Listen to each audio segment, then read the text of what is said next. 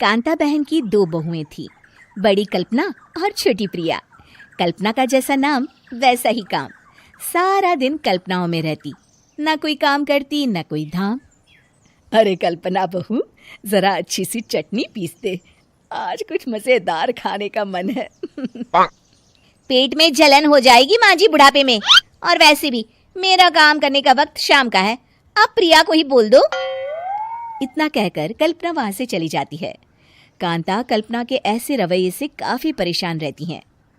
मैं बना देती हूँ माँ चटनी, ऐसा बोलकर प्रिया माँ को चटनी बनाकर प्लेट में खाने को देती है कि तभी वहां कल्पना आ जाती है। अरे वाह चटनी, जरा चख कर तो देखूं, बड़े दिन हो गए।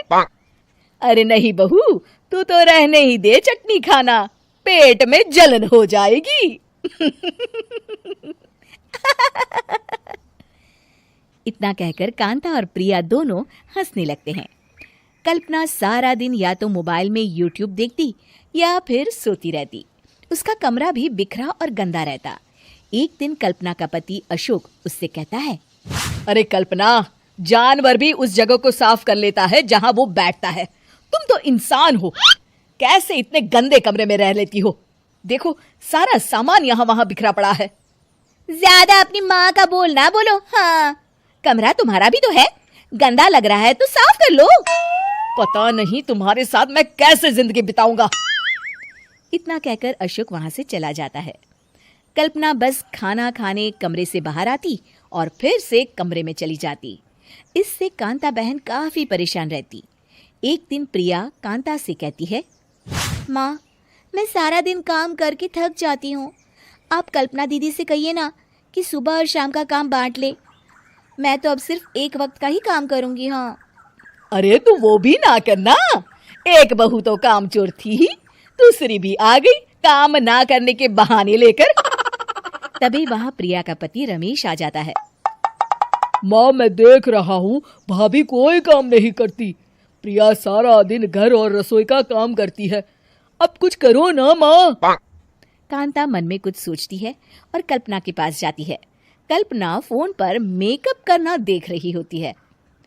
कल्पना, तुम सारा दिन बस मोबाइल देखती हो, घर का कोई काम भी कर लिया करो। प्रिया सारा दिन काम करके थक जाती है। आज से मैंने फैसला किया है, एक वक्त का काम तुम करोगी, सुबह का खाना तुम बनाओगी और रात का प्रिया। आप लोगों ने काम को हवा बना रखा है। अरे पता नहीं थोड़ा सा ज्यादा काम करने में आप लोग घबरा क्यों जाते हैं। और हाँ, बहुत ज्यादा प्रिया की तारीफ मत करिए मेरे सामने, बड़ी बहू तो मैं ही रहूंगी।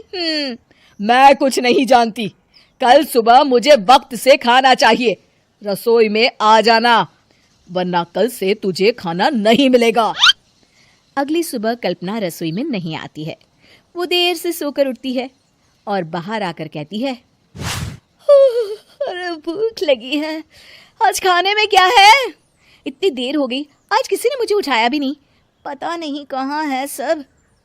कल्पना को घर में कोई नहीं दिखता।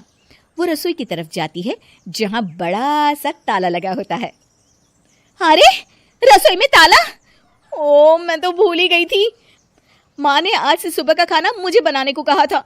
हे भगवान, इतने लोगों का खाना बनाना क्या आसान है?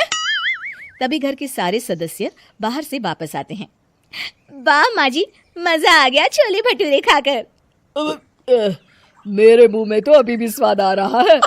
अरे कल्पना, तेरे भरोसे रहते तो हम तो भूखे ही रह जाते। कल्पना को बहुत गुस्सा आ जाता है। अब बहुत हो गया, आज से मैं अपनी रसोई अलग कर रही हूँ, मैं अपना खाना खुद बना लिया करूंगी। कल्पना अपनी रसोई अलग कर लेती है, पर आए दिन उसका देर से उठना और काम न करने की आदत से वो भूखी ही रह जाती थी। उसी के सामने घर के लोग अच्छे अच्छे पकवान खाते और कामचोर कल्पना को जैसे तैसे ही खाना बनाकर खाना पड़ता। पर एक दिन तो हद ही हो गई। माँ, दीदी आज सुबह से कमरे से बाहर नहीं निकली, हमें जाकर देखना चाहिए। सो रही होगी कामचोर कहीं की, पर तुम कहती हो तो चलो देख लेते हैं उसे। कल्पना कमरे में पेट पकड़कर बैठी होती है। हाय मेरा दर्द, पेट दर्द के मारे मर रही हूँ मैं।